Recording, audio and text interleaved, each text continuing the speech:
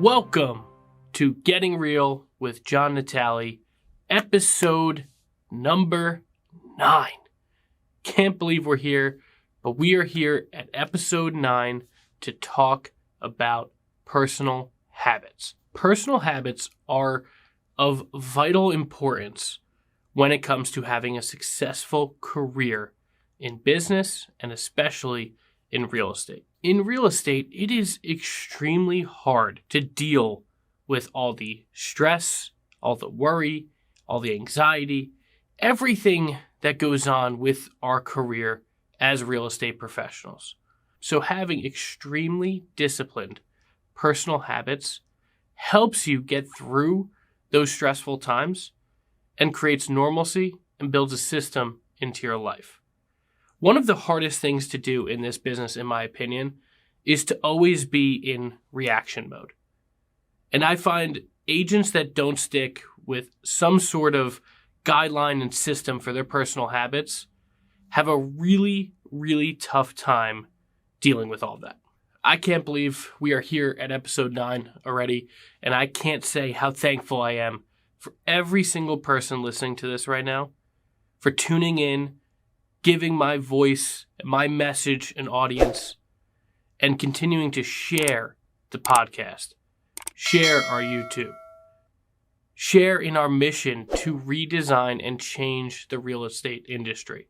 It's a big one, it's a grand one, and I am so damn grateful you are a part of it by just tuning into this episode. If you could like this episode, if you could share the podcast, share the episode, subscribe to us wherever you are listening or watching, it would mean so much to me, my family, and this mission that we are trying to grow. Now, in this episode, we are going to take a deep dive through some of my personal habits, what I do to set my days up for success, what I do to really start to systematically improve my personal life so it evolves into improving my business life.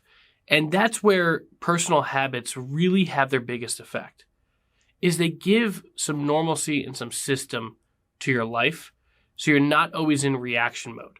And when you're, flexing that muscle of having a system in place, it helps build systems in your business. Right here is one of my favorite books of all time. It's here stacked in our office as one of the top 5 or 7 that you could possibly read. And that's Atomic Habits by James Clear. And in this book, James does an amazing job of showing why habits are important and also how they help you improve your life. One of the most vital things I read in here, and it makes you have that, whether it's delayed gratification, realistic mindset towards improving yourself, it just gives a voice to the part of your head that says, is this worth it? Is getting up early, working out, is building a content schedule into my calendar, is prospecting every day, is hosting an open house 3 out of every 4 weekends of a month? Are these things all worth it? Building these habits, whether it's into your personal life or business, are they worth it?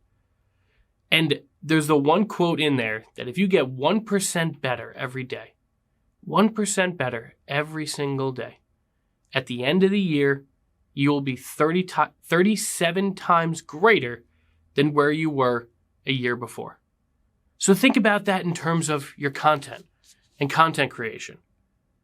If you just, rather than have the mindset of, I need to create the best content that I go viral today, and my entire life, my entire career, all these things will change if I just went viral. I feel like a lot of people have that mentality. But rather, change it to, I just want every video I put up, I want to get 1% better. Every single day, I want to get 1% better at creating content. Do you know what your life would look like a year from now if you got just 1% better every single day from now when you listen to this to a year from now in whatever you want to build a habit into your life? That is a very powerful thing. It's hard sometimes. It's very hard to see the long game when you're just in it right now. You're in the thick of it. You're trying to decide if I should establish this habit in my life.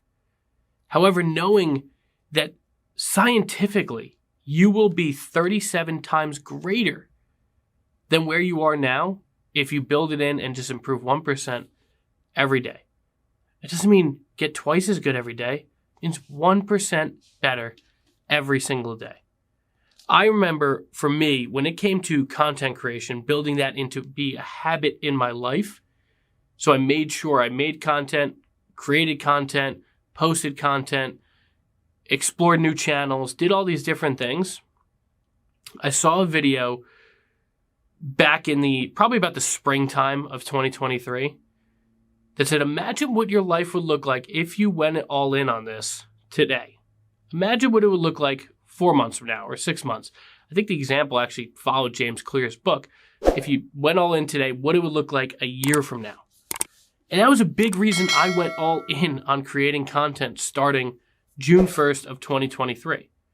Everything you see now between my TikTok, Instagram, YouTube, everywhere you can see me has all been since then. And the power of that is, one, it didn't necessarily take a year, but it's because I just fundamentally understood in my head, okay, I have to do this no matter what and see what happens. Wake up in 6 months, a year, and okay, if you wake up 6 months or a year from now and you didn't get any better, there's probably more going on to the story. However, if you just go with that mission to improve 1% every single day, you will fundamentally change your life in whatever habit you want to either overcome or improve on or better your life with. Another great quote from James Clear's Atomic Habits book is, your success is the product of your daily habits, not a once-in-a-lifetime transformation. Let me say that to you again. Your success is the product of your daily habits, not a once-in-a-lifetime transformation. That is an extremely powerful quote that you have to fundamentally understand to have success. And that's why I think, as much as you may not want to follow exactly what my habits look like, but you do need to build some healthy habits into your life to have success in business. Am I perfect? No. Am I sitting here saying I am 2% body fat? I have every single relationship is 100% of what it could be. My business, I make $5 million a year. All this jazz to totally bullshit you. No. But I wake up every single morning generally pretty excited to get after it in that day. I wake up with a passion to get into my habits, to feel better, rush some endorphins into my body, feel better, keep going, have energy, be there with my wife, be there with my son, offer my best abilities to help all the people that are looking for my direction and leadership, whether it's at my companies, whether it's as a coach, whether it's as an owner of a media company, it doesn't matter. People are looking for my guidance, and I'm able to show up because I try to set some of these great daily habits into my life. So before I go into my morning and my daily habits basically every morning of my life, I'm actually going to tell you that the morning is extremely important, but it actually starts the day before. So no matter when you're listening to this, if something has been itching inside of you to start a really good morning routine, your work actually starts tonight. And here's the reason why.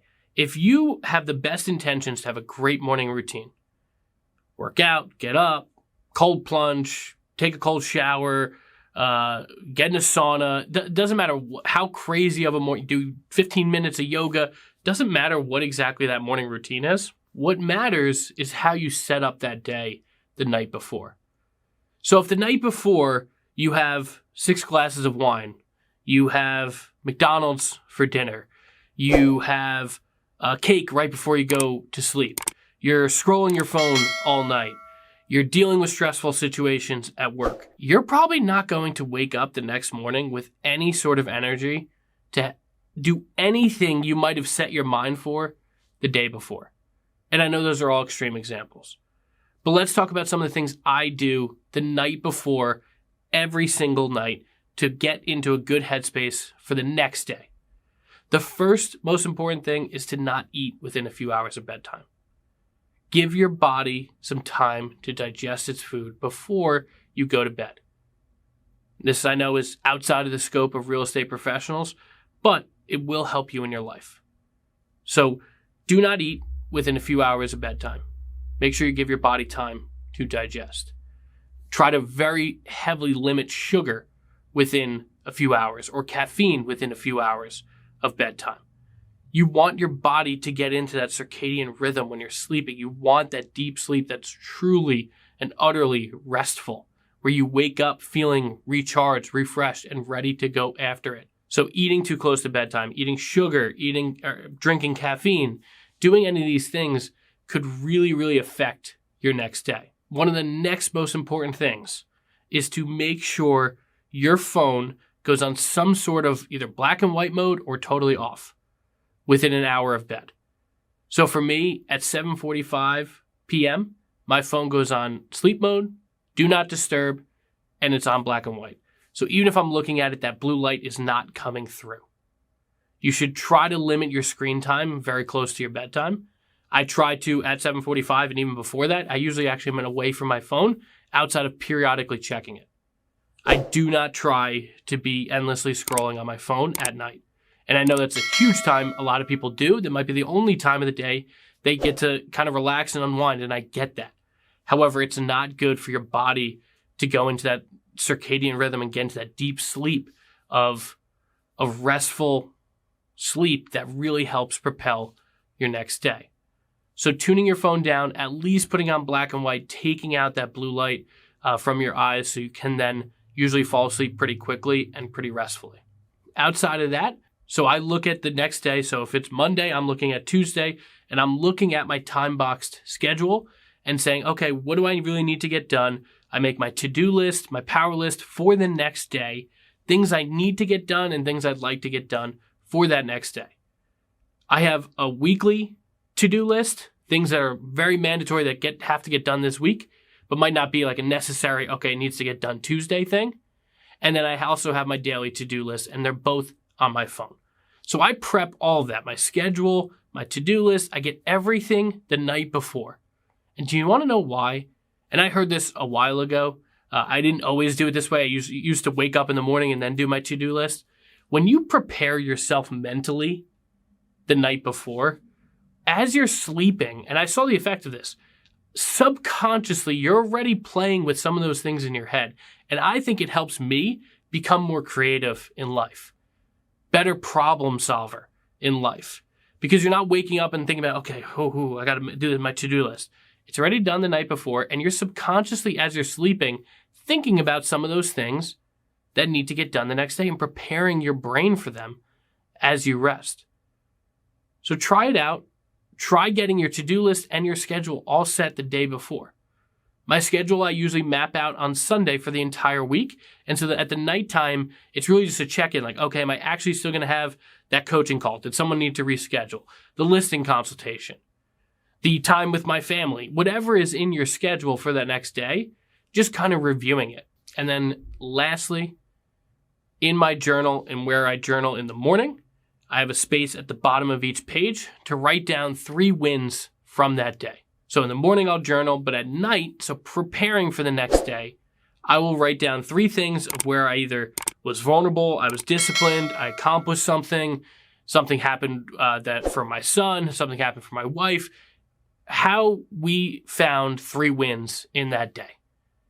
And again, it goes back to being grateful, appreciating, all that stuff, which I do journal about in the morning. However, at night, I just try to focus on 3 wins. So I write them down. Sometimes they're 2 or 3 words. This is not like 8 paragraphs of stuff. You're tired. It's the end of the day. It's not like you're going to bed like all hyped up and ready to be motivated. So just a few quick things. Here's what I won at. Here's where I was disciplined. Here's where I was vulnerable. Here's the content I put out that someone commented on, or here's the conversation I had with someone that said, because of your content, I am able to buy a house, and I actually tried. Because of your content, I stayed in real estate. Whatever those great messages that happen on a daily basis once you go very heavy into creating content, whatever those wins are. I got a listing consultation. I got vulnerable, and for the first time ever, I picked up the phone and prospected. There could be so many levels of wins, guys. It's not, I won the lottery, or, I closed a house and made $47,000. Yeah, those are wins. But at the same time, those are not what actually makes your life meaningful. What makes your life meaningful is the small wins. My son, was freaking out. He's a toddler, and I kept my patience. That's a win. I had a vulnerable conversation with my wife.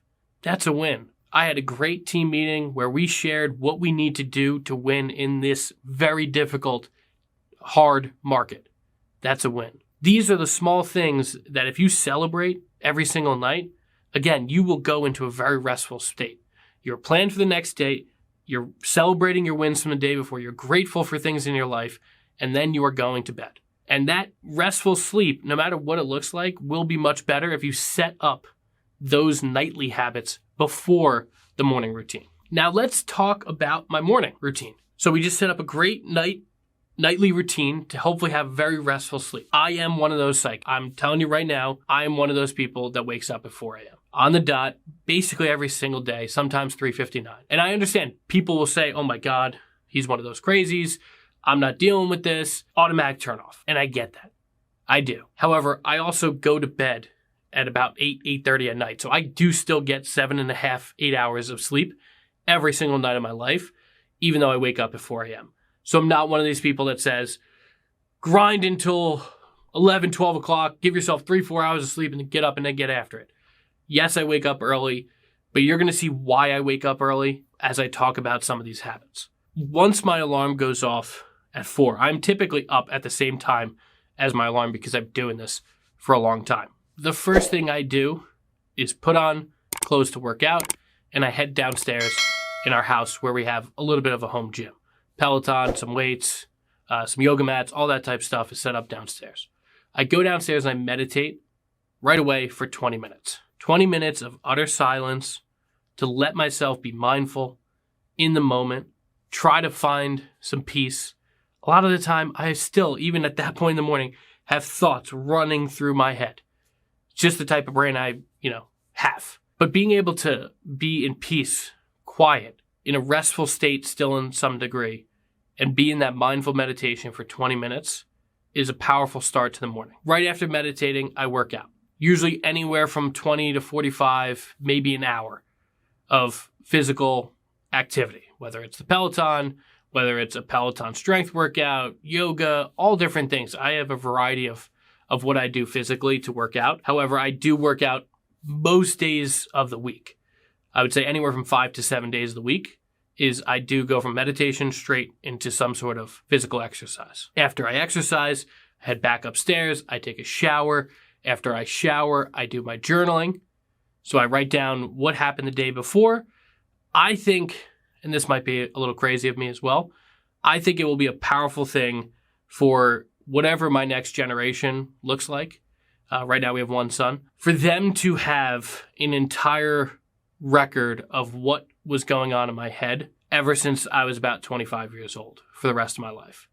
And at one point, they'll probably want to know. And I think it's really cool that they'll have that. To know, yeah, maybe dad seemed like everything was great, but, on the inside, sometimes he was struggling. Or sometimes maybe things weren't great financially, but he was happy as hell. These were some of the best memories he had, and it's the small moments. And if you journal like that every day, I think it's powerful, one, for yourself, but I look at it as something as a gift to the people that love you. It doesn't have to be kids. It could be a significant other. It could be a brother, a sister, a partner. It doesn't really have to be kids. However, creating that and journaling, talking about my journaling starts with I rate my day, rate myself more or less for the day before from 0 to 10.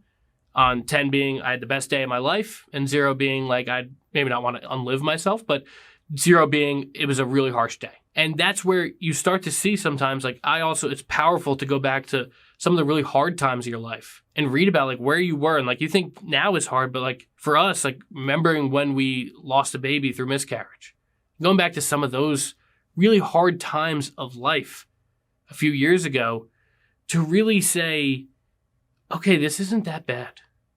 You're going to be okay. You survived this, you'll get through this. Journaling sometimes has a fairy dust type of feeling to it sometimes. However, there's power in it. There's power on scoring your day the day before, writing about what you did, what you went through, what was going on in your head. And I finish it off with something I am so appreciative of in that moment. Every single day I journal, 7 days a week. And after journaling, I have a list of affirmations, about 5 or 6 that I write for the year and sometimes modify over the year as things change. And also have at the bottom of the sheet all of my goals that I set for that year. There is power in one, obviously doing affirmations, and there's also power in looking at your goals every damn day and seeing how you're doing in accordance to them. And sometimes you're sitting there and now we're at the end of the year. Maybe some of them I didn't even really get started on, but others I blew past. And there's power in all of that. Just looking at that energy every single day really, really is helpful. Even Saturdays, Sundays, Monday, it doesn't matter the day of the week, whether you have a lot of work going on or no work going on.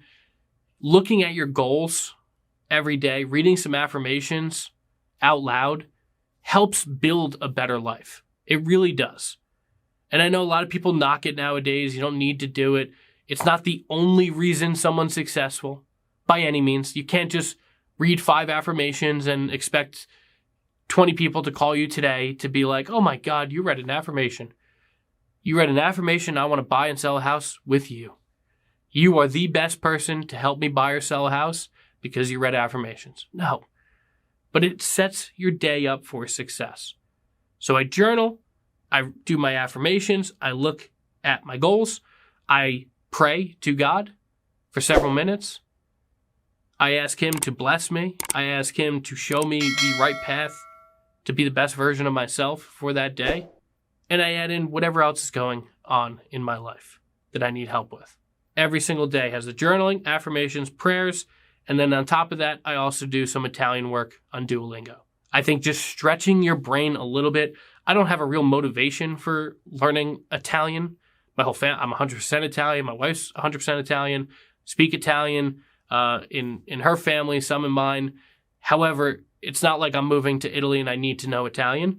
I just think learning different languages, stretching your brain, doing these different things immensely helps grow your life and your brain, and it keeps it always going towards something and growing. I just think if you're not growing, you're dying. I say that phrase a lot, and I feel like it's the same for your brain. Like if you're not continually learning things, if you're not continually pushing yourself to learn and really, really grow, it's going to be hard for your brain later in life to stay where it is. And listen, I've had grandparents all kind of lose it towards the end. I'm sure many of us have. And I know that this is not 100% controlling of it just because I do a little bit of Italian work. I'm very cognizant of that fact. However, I do feel treating your body right, treating your mind right, keeping it sharp, keeping it growing, keep learning throughout your life will help later in life. Could be wrong, but at least I know, if I get dementia or Alzheimer's later in life, at least I know I would have tried. Probably won't care too much anyway. Probably won't remember that I tried. However, in those moments that maybe I do realize, I would have known, okay, you know what? I continually tried to learn things. I continually showed up to grow my brain, to try to keep those neurons all connecting and doing all that I possibly can to have a long, sustainable life. After I work on my Italian, and that's just a few minutes a day, I then hop into about an hour of work. So I live a very tough life in the sense of having to go back and forth between work and life.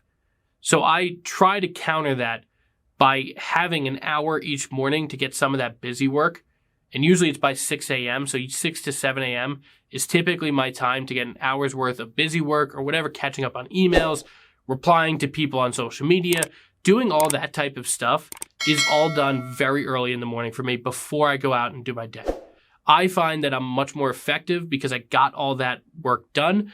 I'm also in a complete place of quiet and peace because my son is still sleeping.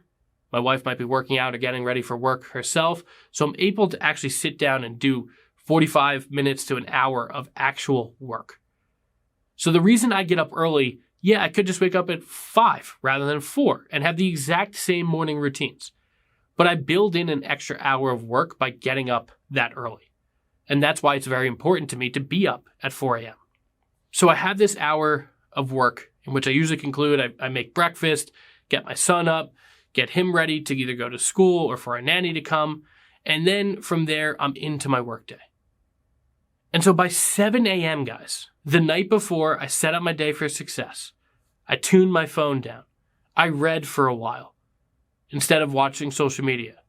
I restfully slept for at least 7 to 8 hours. And then I was able to wake up, meditate for 20 minutes, work out, shower, pray, do affirmations, journal, do Italian work for an hour, and then enjoy the time that I have with my son before I drop him off or before our nanny arrives. That is powerful stuff before 8 a.m., guys. How different does that look than what you're doing right now? And I don't mean that as an attacking phrase, but I feel like if you're listening to this, there's things you want to improve in the space of personal habits in your life. And what I consider myself a master at in this point in my life is building systems. It's what I've done my entire career. And when you look at habits in the same regard as building systems, it's where personal habits really can have a massive change in your life. Because the other way most people live is workday's done, have a couple glasses of wine, eat a big meal, maybe snack with some popcorn or some ice cream, binge watch some TV, go to bed, scrolling their phone, put it to the side, fall asleep later at night, wake up later in the morning. Well, if you have kids, especially, you're waking up when your kids get up, then you're right into mom or dad mode. And the struggle with that is you didn't set up any time for yourself. So then the time for yourself is gone.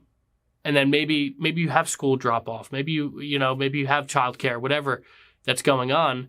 And then by the time you get your actual time for yourself, then you're back into, okay, but then I want to do that 2 or 3 hours of maybe now I want to meditate and or work out and do these things. So then work is sacrificed.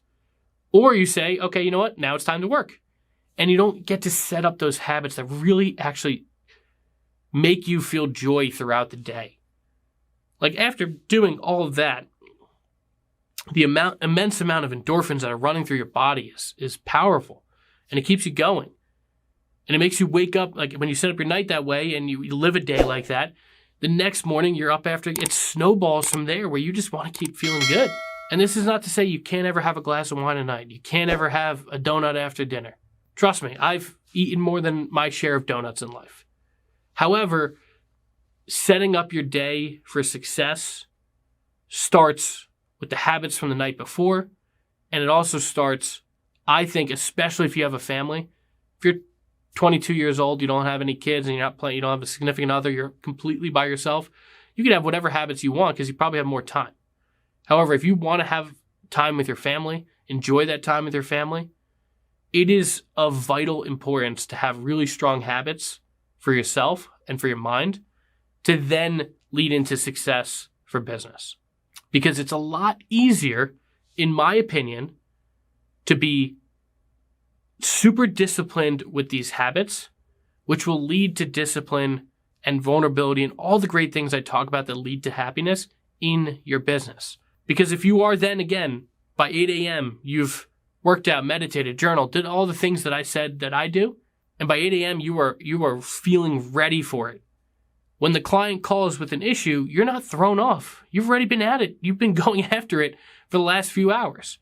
But if you wake up at 7:45, client calls at 8:30, your kids are running around, just dropped them off maybe, you're stressed, you didn't get up early, you had a couple glasses of wine last night, and you feel a little down, that conversation looks a lot different. The type of person, the type of agent, the type of professional, the type of business owner you are is completely different. So please understand that you can set up your day for success. You don't always have to be in reaction mode. Be proactive about life. And being proactive about life is about instilling the right habits in your life. And I'll leave you with one of my other favorite quotes from Atomic Habits by James Clear. And again, I know I talked a lot about this book in this episode because I think it goes hand in hand. If you need to work on your personal habits, Whether it is just in your personal life and or habits in your business, reading Atomic Habits will help you. I am huge into reading. It is so important, just like the Italian, to keep growing your brain, keep learning, and not stay stagnant in life. So pick up a copy, and I'm going to leave you with this last quote.